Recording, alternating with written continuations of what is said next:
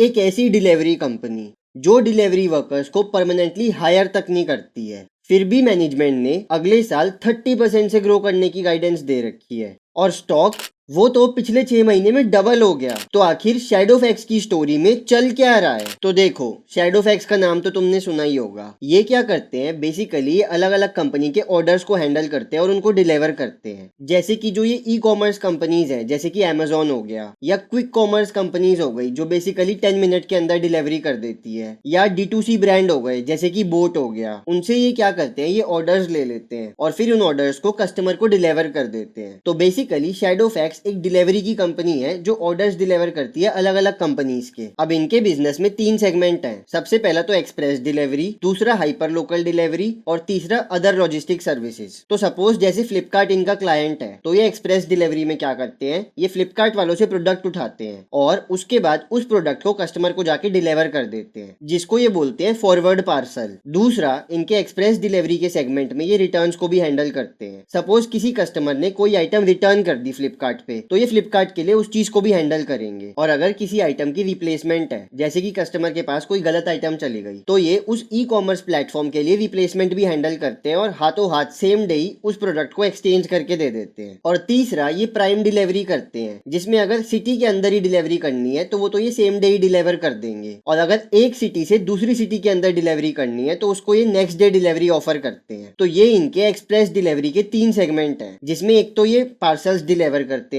दूसरा ये same day delivery भी करते हैं, और अगर दूसरी सिटी में है तो उसके लिए नेक्स्ट डे डिलीवरी करते हैं, और तीसरा ये रिटर्न्स को भी हैंडल करते हैं। अब इस एक्सप्रेस डिलीवरी वाले सेगमेंट में फ्लिपकार्ट, नाइका, मीशो, मिंत्रा, ये सब इनके क्लाइंट्स हैं। तो बेसिकली ये इनका वो सेगमेंट है जिसमें ये वेयर हाउस से प्रोडक्ट उठा के कस्टमर को डिलीवर करते हैं ई कॉमर्स प्लेटफॉर्म्स के लिए, और यही इनका सबसे मेन सेगमेंट है बिजनेस का, जिससे इनका आज भी 75% रेवेन्यू आता है। और इस सेगमेंट में गोइंग फॉरवर्ड ये मार्केट शेयर गेन कर रहे हैं, एक तो नए क्लाइंट्स को ऑनबोर्ड करके और जो एग्जिस्टिंग क्लाइंट्स हैं उनसे अपनी सेल बढ़ा के। और क्योंकि ये हर टाइप की डिलीवरी करते हैं, जैसे कि सेम डे डिलीवरी भी करते हैं, नेक्स्ट डे डिलीवरी भी करते हैं, पार्सल्स भी डिलीवर कर देते हैं ई कॉमर्स प्लेटफॉर्म के लिए, और रिटर्न्स और एक्सचेंजेस भी हैंडल कर लेते हैं, इसी वजह से ये मार्केट शेयर गेन कर रहे हैं इस सेगमेंट में। अब इनका दूसरा सेगमेंट है हाइपर लोकल का सेगमेंट। उसमें ये क्या करते हैं, जो भी 10 से 30 मिनट की डिलीवरी हो गई, यानी कि क्विक कॉमर्स की डिलीवरी हो गई, जो कि विद इन 10 से 30 मिनट्स के अंदर अंदर ये एक जगह से प्रोडक्ट उठा के कस्टमर को डिलीवर कर देते हैं वो प्रोडक्ट। तो हाइपर लोकल सेगमेंट में बेसिकली ये क्विक कॉमर्स वाली 10 मिनट डिलीवरी करते हैं, और ये तो तुम्हें भी पता है कि टायर 1 सिटीज में इसकी डिमांड बहुत ज्यादा बढ़ रही है 10 मिनट डिलीवरी की। मतलब किसी को भी अगर टायर 1 सिटी में कोई सामान मंगाना होता है ना, तो वो सबसे पहले 10 मिनट डिलीवरी ट्राई करता है, क्योंकि अमेजोन से पार्सल आने में 2 से 3 दिन लग जाते हैं, जबकि टायर 1 सिटीज में तो 10 मिनट में ही प्रोडक्ट डिलीवर हो जाता है कस्टमर को, जिसकी वजह से इनके इस सेगमेंट में भी ग्रोथ आ पा रही है। लेकिन इस टाइप की डिलीवरी करने के लिए ना इस कंपनी को डार्क स्टोर्स चाहिए होते हैं अपने उसी सिटी में। तो इसके बारे में हम केपेक्स में डिस्कस करेंगे कि कैसे इस सेगमेंट को ग्रो करने के लिए ये डार्क स्टोर्स लगा रहे हैं अपने। और जो इनका तीसरा सेगमेंट है अदर लॉजिस्टिक सर्विसेज का, उसमें ये क्या करते हैं, सपोज कोई भी डार्क स्टोर से रिलेटेड जो भी ऑपरेशन हो गया या इनके वेयर हाउस से रिलेटेड जो भी ऑपरेशन हो गया, वो सब मैनेज करते हैं। तो ये बेसिकली इस कंपनी के 3 सेगमेंट्स हैं। अब जो इनका हाइपर लोकल वाला सेगमेंट है ना, जिसमें ये 10 से 20 मिनट में डिलीवरी कर देते हैं, उसमें इनकी 50% ग्रोथ आई है ईयर ऑन ईयर, और इन्होंने उसमें अमेजोन नाउ को भी ऑनबोर्ड कर लिया है। मतलब अब अमेजोन भी इनके थ्रू 10 मिनट डिलीवरी करेगा। और जो इनका तीसरा सेगमेंट है अदर लॉजिस्टिक्स का सेगमेंट, उससे इनका सिर्फ 6% रेवेन्यू आया है। मतलब वो रेवेन्यू में बहुत कम कंट्रीब्यूट करता है, और इसमें कई बिजनेसेस जो इनको इतने अच्छे नंबर्स नहीं दे रहे थे ना, उसको मैनेजमेंट अब बंद कर रही है। तो बेसिकली ये इस कंपनी के 3 सेगमेंट है, एक तो एक्सप्रेस पार्सल डिलीवरी का सेगमेंट, दूसरा हाइपर लोकल का सेगमेंट, और तीसरा अदर लॉजिस्टिक सर्विसेज का सेगमेंट। और बेसिकली ये company asset light model follow करती है, यानी कि जो भी ये वेयर हाउसेज बनाते हैं उनको ये खरीदते नहीं है, बल्कि उनको लीज पे ले लेते हैं, जिसकी वजह से इनकी कैपिटल कम लगती है और ये इजीली ग्रो कर पाते हैं। और दूसरा, जो इनके डिलीवरी पार्टनर है ना, उनको भी ये परमानेंटली हायर नहीं करते कंपनी में। तो बेसिकली ये कॉन्ट्रेक्चुअल बेसिस पे राइडर्स को हायर कर लेते हैं। तो ये क्या करते हैं, सपोज कोई भी एक राइडर है, वो इनकी ऐप पे लॉग इन करेगा और उसको अपने आसपास के ऑर्डर दिखने लग जाएंगे। फिर उसको जौन सा ऑर्डर भी फुलफिल करने का मन करेगा, वो उस ऑर्डर को चूज करेगा और उसको फुलफिल कर देगा, और उसको पर ऑर्डर के हिसाब से कमीशन मिल जाएगी। तो बेसिकली ये कॉन्ट्रेक्चुअल बेसिस पे राइडर को हायर करते हैं कि जिस राइडर को जोन सा ऑर्डर फुलफिल करना है उसको फुलफिल कर दे और पर ऑर्डर के हिसाब से कमीशन ले ले। तो इनको कोई परमानेंट सैलरी नहीं देनी पड़ती अपने राइडर्स को,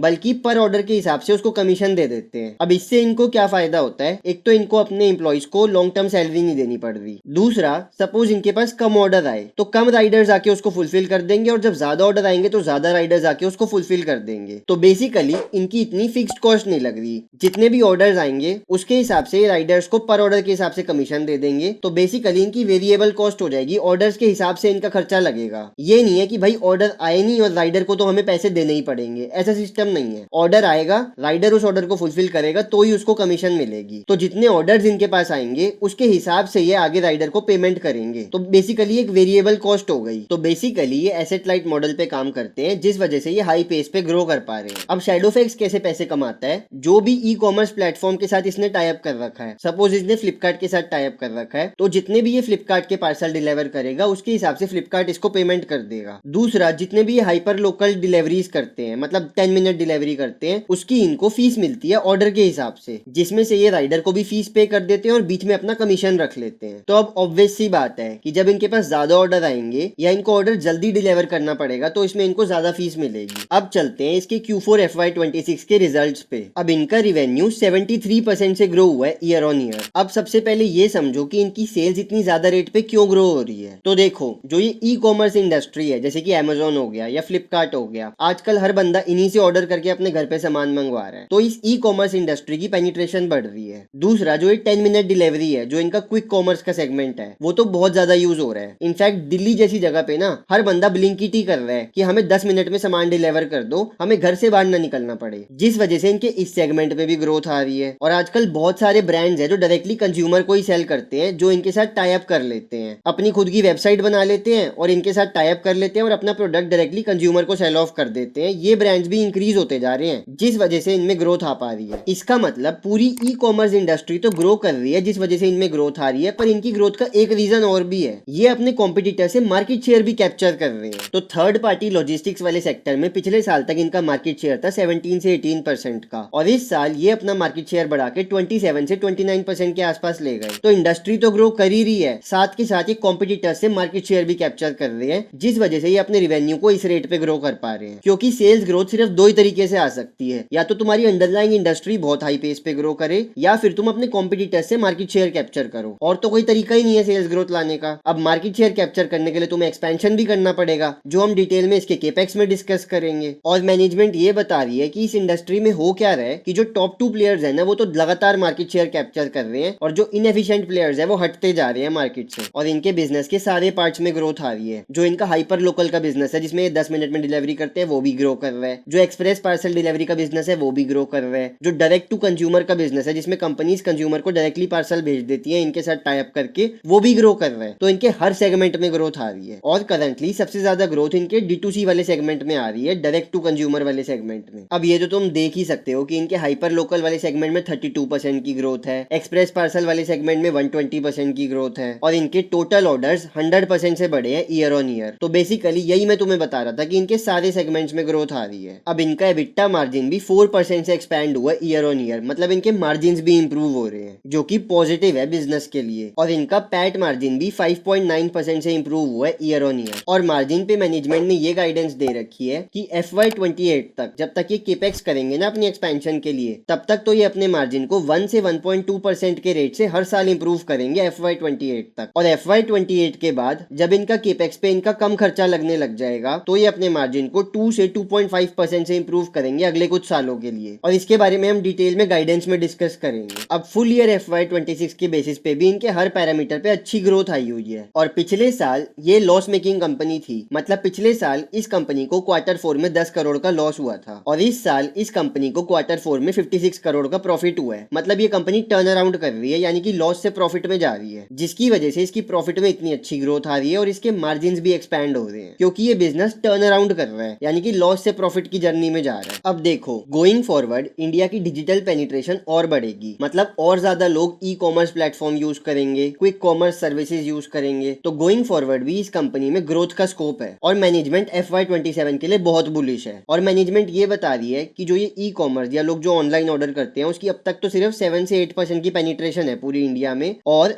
2030 तक ये 14 से 15% हो जाएगी, यानी कि इसकी पेनिट्रेशन अगले 5 साल में डबल हो जाएगी। तो इस कंपनी के पास ग्रोथ का तो बहुत अच्छा स्कोप है। अब देखो, चाहे कोई कस्टमर 10 मिनट ऑर्डर करे, 30 मिनट ऑर्डर करे, 1 डे डिलीवरी करे या 5-6 दिन बाद डिलीवरी ले, ये हर सेगमेंट में ऑपरेट करते हैं। तो मतलब बेसिकली इनके पास एडवांटेज है कि ये हर सेगमेंट में डिलीवरी कर रहे हैं, तो ग्रोथ आ सकती है गोइंग फॉरवर्ड। और मैनेजमेंट FY27 के लिए बहुत बुलिश है। और गोइंग फॉरवर्ड इस ग्रोथ को केटर करने के लिए बेसिकली इन्होंने कई स्टेप्स लिए हैं। तो अभी कुछ हफ्ते पहले ही इन्होंने Shadowfax 360 नाम से अपना प्लेटफॉर्म लॉन्च किया है, जिसमें कोई भी छोटा सेलर जैसे कि SME हो गए या D2C ब्रांड हो गए जो डायरेक्टली अपने प्रोडक्ट्स कस्टमर को सेल करते हैं, वो इनसे अपना डायरेक्टली इस प्लेटफॉर्म के थ्रू टाई अप करके अपने प्रोडक्ट्स पूरी इंडिया में सेल कर सकते हैं। तो जैसे जैसे उनकी सेल बढ़ेगी ना, वैसे वैसे इनको भी फायदा होगा। वैसे भी तुम आजकल देख रहे हो लोग इंस्टाग्राम से भी अपने प्रोडक्ट सेल कर रहे हैं। तो जिसको इंस्टाग्राम पे अपने प्रोडक्ट सेल करने हैं, वो भी इनके साथ टाई अप करके पूरी इंडिया में अपने प्रोडक्ट्स डिलीवर करवा सकता है। और तुम्हें पता ही है आजकल ऑनलाइन बिजनेस का जमाना आ चुका है, हर बंदा ऑनलाइन ही प्रोडक्ट सेल कर रहा है अपने। तो कोई भी छोटे से छोटा सेलर इनके Shadowfax 360 के प्लेटफॉर्म के साथ टाई अप करके पूरी इंडिया में अपने प्रोडक्ट सेल कर सकता है। और जो ये इनका D2C का बिजनेस है ना, इसमें ग्रोथ भी बहुत ज्यादा आ रही है। FY26 में ये 2.5 टाइम्स ग्रो किया है FY25 के कंपैरिजन में। और मैनेजमेंट का फोकस है कि इसको और ग्रो करना है, क्योंकि जो ये D2C का बिजनेस है या SME का बिजनेस है ना, उसमें इनको ज्यादा मार्जिन मिलते हैं। मतलब ये उनसे 15 से 20% ज्यादा चार्ज करते हैं। तो इसमें ये इनका हाई मार्जिन बिजनेस है, तो ये इसको बढ़ा रहे हैं ताकि इनके मार्जिन इंप्रूव हो पाए। अब देखो, ये बेसिक चीजें तो डिलीवर करते ही थे, पर इनके कस्टमर्स ने इनको बोला कि तुम व्हाइट गुड्स भी डिलीवर करनी स्टार्ट कर दो। व्हाइट गुड हो गई जैसे लार्ज आइटम जैसे वॉशिंग मशीन, फ्रिज या फर्नीचर, मतलब लार्ज प्रोडक्ट भी डिलीवर करना स्टार्ट कर दो, जिसकी वजह से इन्होंने ये लार्ज प्रोडक्ट्स भी डिलीवर करने स्टार्ट कर दिए। और इन्होंने इस सेगमेंट का नाम रखा है प्राइम लार्ज, जिसमें ये हैवी वॉल्यूम वाले लार्ज प्रोडक्ट्स डिलीवर कर रहे हैं इंडिया के 6000 पिन कोड्स में। और इसमें ये अपनी डिलीवरी को बढ़ा के 10,000 पिन कोड्स तक पहुंच जाएंगे FY27 में। और ये जो लार्ज डिलीवरी वाला सेगमेंट है ना, इसमें इनको मार्केट शेयर के लिए नहीं लड़ना पड़ता, क्योंकि इनके कॉम्पिटिटर्स इस सेगमेंट में घुसना ही नहीं चाहते, जिसकी वजह से इसका एंट्री बैरियर बहुत हाई है और इस कंपनी को इस सेगमेंट में हाईयर रियलाइजेशन मिलती है। और जितने ही इस सेगमेंट में पिन कोड ऐड करते जा रहे हैं, उतना इनका मार्केट शेयर इंक्रीज होता जा रहा है। और FY27 में 10,000 पिन कोड्स तक पहुंच जाएंगे। तो बेसिकली ये पिन कोड्स इंक्रीज कर रहे हैं अपनी व्हाइट गुड्स की डिलीवरी के लिए, और FY27 में 10,000 पिन कोड्स तक पहुंच जाएंगे। अब तीसरा ये क्या कर रहे हैं, अभी करंटली ये इंडिया के 15,600 पिन कोड्स में डिलीवरी करते हैं, जबकि इंडिया में टोटल 19,300 पिन कोड्स अवेलेबल हैं। तो ये अपनी पिन कोड्स को भी इंक्रीज कर रहे हैं, मतलब और ज्यादा जगह पे डिलीवरी इंक्रीज कर रहे हैं। और बेसिकली इनका ये टारगेट है कि FY27 तक हम 17,000 पिन कोड्स में डिलीवरी करना स्टार्ट कर देंगे। मतलब ये अपनी ज्योग्राफी को एक्सपैंड कर रहे हैं डिलीवरी की, जिस वजह से इनका मार्केट शेयर इंक्रीज होगा गोइंग फॉरवर्ड। और इनका ये टारगेट है कि FY28 तक ये पूरी इंडिया के सारे पिन कोड्स को कवर कर देंगे, मतलब इंडिया के कोने कोने में ये डिलीवरी कर पाएंगे। और ये तो हम सबको ही पता है कि क्विक कॉमर्स यानी कि 10 मिनट डिलीवरी कितनी ज्यादा बढ़ रही है इंडिया में। तो बेसिकली ये उस पे भी फोकस कर रहे हैं अपने क्विक कॉमर्स वाले सेगमेंट को बढ़ाने पे, जिसमें ये क्या कर रहे हैं, करंटली इनके पास 15 डार्क स्टोर्स हैं, जिसको ये FY27 में बढ़ा के 100 डार्क स्टोर्स तक ले जाएंगे। क्योंकि क्विक कॉमर्स वाले सेगमेंट में डिलीवरी करने के लिए तुम्हें डार्क स्टोर चाहिए। अब 15 से 20 मिनट में डिलीवरी करने के लिए राइडर क्या करता है, वो इनके डार्क स्टोर से सामान उठाता है और कस्टमर को जाके डिलीवर कर देता है। तो बेसिकली इस सेगमेंट को केटर करने के लिए इनको डार्क स्टोर्स चाहिए, जो ये एक्सपैंड कर रहे हैं। और FY27 तक इनके पास 100 डार्क स्टोर्स होंगे। और बेसिकली जो इनका ये क्विक कॉमर्स वाला सेगमेंट है ना, इसमें ये अपने कस्टमर से ज्यादा फीस चार्ज कर पाते हैं एज कम्पेयर टू Amazon की डिलीवरी करवा दी या 5 दिन बाद डिलीवरी करा दी ना, उसमें इनको थोड़े कम पैसे मिलते हैं। और ये 10 मिनट से 20 मिनट डिलीवरी में इनको थोड़े ज्यादा पैसे मिलते हैं। तो इनका इस पे भी फोकस है। और अब इन्होंने क्या किया है, इन्होंने ना क्रिटिकल लॉक को 100% एक्वायर कर लिया है। तो क्रिटिकल लॉक के पास ना 500 से ज्यादा कस्टमर्स थे, जिनको ये हाई वैल्यू अपैरल्स डिलीवर करते थे, जैसे कि ज्वेलरी हो गई या इलेक्ट्रॉनिक आइटम्स हो गई, जहाँ पे जो ट्रेडिशनल तरीके की डिलीवरी है ना, वो सक्सेसफुल नहीं है। तो बेसिकली इन्होंने क्रिटिकल लॉक को एक्वायर कर लिया, जिसकी वजह से अभी हाई वैल्यू आइटम्स जैसे ज्वेलरी हो गई ना, उसको भी डिलीवर कर पाएंगे। और इसमें इनके ज्यादा मार्जिन होते हैं नॉर्मल डिलीवरी के कंपैरिजन में, क्योंकि तुम हाई वैल्यू आइटम डिलीवर कर रहे हो ना, तो ऑब्वियसली मार्जिन ज्यादा होंगे। और बेसिकली अपनी कंपनी के स्केल को एक्सपैंड करने के लिए मैनेजमेंट की ये स्ट्रेटेजी है कि जितने भी इनके हब्स या सेंटर हो गए, जैसे जो इन्होंने सॉर्टेशन सेंटर लगाया, जहाँ पे ये अलग अलग प्रोडक्ट को सॉर्ट आउट करके उनको उनके रिस्पेक्टिव डिलीवरी चैनल में भेजेंगे, या फिर जो इनके डार्क स्टोर हो गए, जहाँ पे इनका सामान पड़ा रहेगा, जो एक कस्टमर को इमीडिएटली 10 मिनट या 20 मिनट में डिलीवर कर देंगे, या फिर जो इनके लास्ट माइल हब हो गए। लास्ट माइल हब का मतलब ये है कि जो कस्टमर है उसके सबसे पास वाला हब हो गया, जहाँ से प्रोडक्ट उठा के सीधे कस्टमर को डिलीवर होगा, यानी कि जो इनका एंड हब है कस्टमर के पास वाला, वो होता है इनका लास्ट माइल हब। तो इनके जितने भी हब्स, वेयर हाउसेज या सेंटर ये लगा रहे हैं ना, जो इन्हें लीज पे ले रखे हैं, उसमें ये क्या करेंगे, खुद के एम्प्लॉइज को हायर करेंगे और ऑटोमेशन का यूज करेंगे, क्योंकि जो लोग डिलीवरी कर रहे हैं वो तो इनके परमानेंट एम्प्लॉय है ही नहीं, वो लोग तो इनके साथ कमीशन पे काम करते हैं पर ऑर्डर के हिसाब से। लेकिन जो इनके वेयर हाउसेज या हब्स या sortation सेंटर में एम्प्लॉय होंगे वो इनके खुद के होंगे, और जो बाहर डिलीवरी करेंगे वो इनके साथ कमीशन पे काम करेंगे। ये इनका बेसिक स्ट्रक्चर है बिजनेस मॉडल का। जैसे कि इन्होंने वन एनसीआर नाम से एक नया सॉर्ट सेंटर लगाया है अभी अभी, जहां पे ये अलग अलग प्रोडक्ट्स को सॉर्ट आउट करेंगे कि भाई कौन सा प्रोडक्ट कहाँ पे डिलीवर होना है, उसको उसके चैनल पे भेजेंगे। तो बेसिकली ये कंपनी केपेक्स कर रही है कि ये और sortation सेंटर लगा पाए अपने और लास्ट माइल हब बना पाए। तो देखो sortation सेंटर हो गया, जैसे कि सपोज इनका एक बड़ा सा वेयर हाउस है जहां पे इनके पास अलग अलग कंपनी से पार्सल आ गए जो इनको अलग अलग जगह पे डिलीवर करने हैं। तो ये उस सेंटर में क्या करेंगे, उन पार्सल्स को मैनुअली सॉर्ट आउट करेंगे या ऑटोमेशन का यूज करेंगे और उनको सॉर्ट आउट करेंगे डेस्टिनेशन के हिसाब से कि भाई ये वाला पार्सल दिल्ली जाना है तो इसको इस चैनल में डालो, ये वाला पार्सल हरियाणा जाना है तो इसको इस चैनल में डालो। तो ये तो हो गया इनका sortation सेंटर। और जो इनका लास्ट माइल हब होता है ना,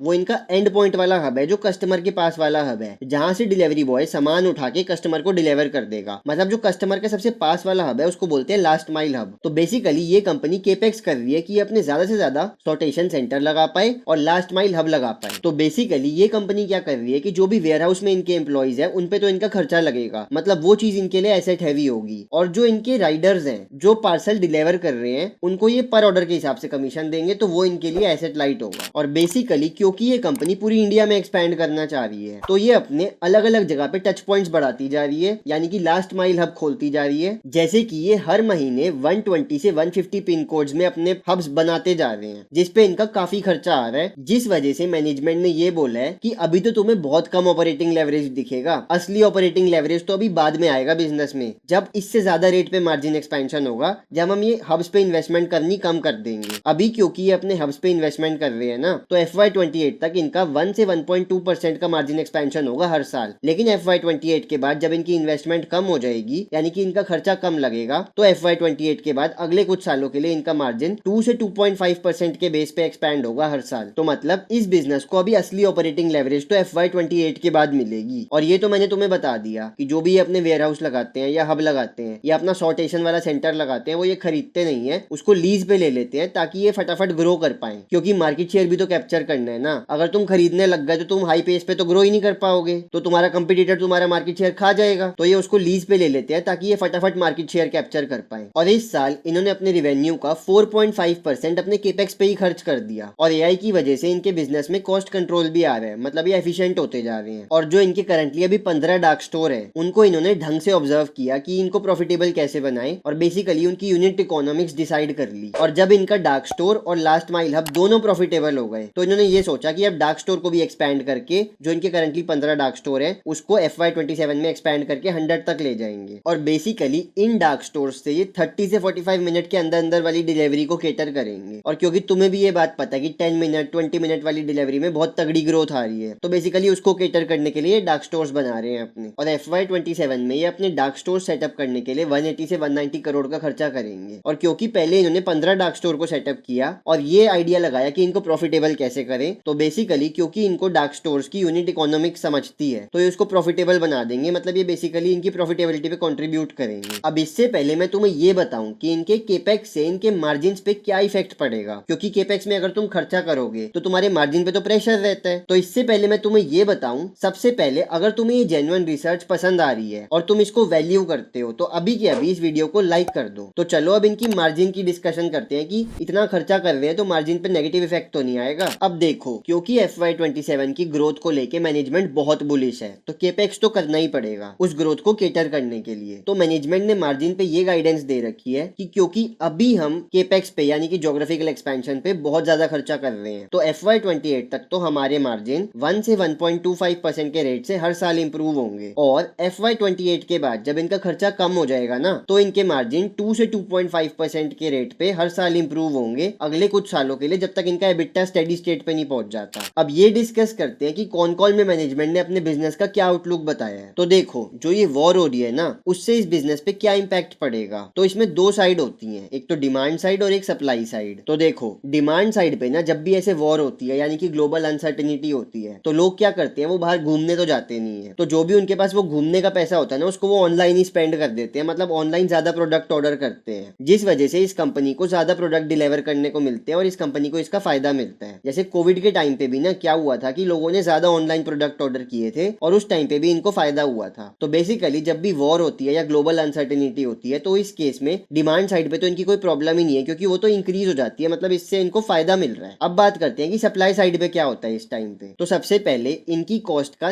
10% से भी कम इनका फ्यूल कॉस्ट में लगता है, और बाई चांस अगर फ्यूल की कॉस्ट इंक्रीज होती है ना तो वो इनके कॉम्पिटिशन को भी अफेक्ट करेगा, मतलब पूरी इंडस्ट्री पे अफेक्ट आएगा उससे। तो अगर इनके लिए खराब होगा तो इनके कॉम्पिटिशन के लिए भी खराब होगी ये बात। और जनरली जो इनके B2B कस्टमर्स के साथ कॉन्ट्रैक्ट होते हैं ना उसमें इनके फ्यूल सरचार्ज का भी ऑप्शन होता है कि बाई चांस अगर फ्यूल का प्राइस इंक्रीज होता है तो ये उसको कस्टमर को पास ऑन करके कस्टमर से ले सकते हैं अपने। तो अगर फ्यूल के प्राइसेस इंक्रीज होते हैं जो बेसिकली होंगे वॉर की वजह से, तो इनके मार्जिन पे इंपैक्ट नहीं आएगा, पर जो इनके कस्टमर है ना उनके मार्जिन पे इंपैक्ट आएगा, क्योंकि वो इनको ज्यादा पे करेंगे लॉजिस्टिक्स कॉस्ट की फॉर्म में, क्योंकि उसमें फ्यूल सरचार्ज का कंपोनेंट बढ़ जाएगा। तो बेसिकली इन पे कोई इंपैक्ट नहीं आएगा, ये वो इंपैक्ट अपने कस्टमर्स को पास ऑन कर देंगे। जैसे सपोज मिंत्रा है तो मिंत्रा इनको ज्यादा पे करेगा लॉजिस्टिक्स कॉस्ट की फॉर्म में, क्योंकि उसका फ्यूल सरचार्ज बढ़ जाएगा। अब एनालिस्ट ने इनसे ये पूछा कि अमेजोन भी इस सेगमेंट में एंटर कर रहा है और उनके पास तो पूरी इंडिया की प्रेजेंस ऑलरेडी है, तो अमेजोन भी क्या करेगा, वो कंपनी से टाई अप करके उनके पार्सल कस्टमर को डिलीवर कर देगा। तो इस पे इनका क्या आउटलुक है? तो इस पे कंपनी ने ये बताया कि कोई भी अगर लार्ज कस्टमर है ना तो वो अमेजोन के साथ डील ही नहीं करेगा, क्योंकि अमेजोन क्या करेगा, उस कस्टमर की डेटा ले लेगा और उस कस्टमर का जो प्रोडक्ट बिक रहा होगा वैसा प्रोडक्ट अपने प्लेटफॉर्म पे बना के लिस्ट कर देगा और खुद बेच देगा वो प्रोडक्ट। तो बेसिकली उस कस्टमर की सेल कम कर देगा। तो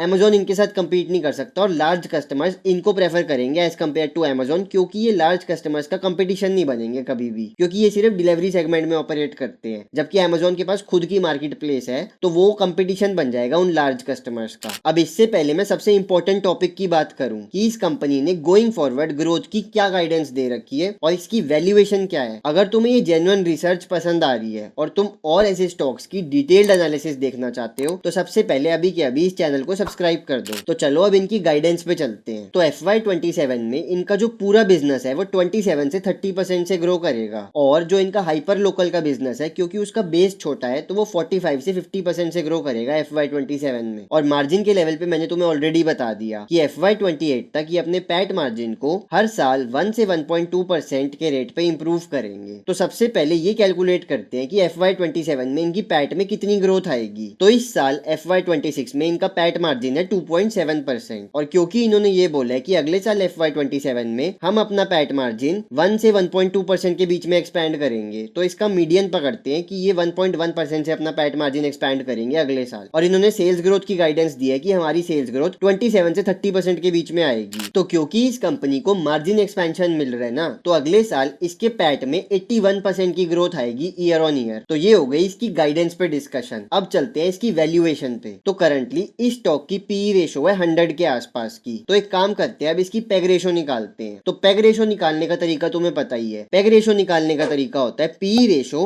डिवाइडेड बाय अगले साल प्रॉफिट में कितने % की ग्रोथ एक्सपेक्टेड है। तो इसकी पी रेशो है 100 की और अगले साल इसका प्रॉफिट 80% से ग्रो हो सकता है ईयर ऑन ईयर। तो इसकी पेग रेशो हो गई 100 डिवाइडेड बाय 80। तो इसकी पेग रेशो हो गई 1.25 के आसपास की। तो ये हो गई इसकी वैल्यूएशन पे डिस्कशन। अब बहुत सारे लोगों के ये कमेंट्स आ रहे थे कि KSH इंटरनेशनल को कवर करो, तो अगली वीडियो में KSH इंटरनेशनल पे ही बनाऊंगा और वो वीडियो यहाँ पे आ रही होगी, तो फटाफट जाके उस वीडियो को चेकआउट करो।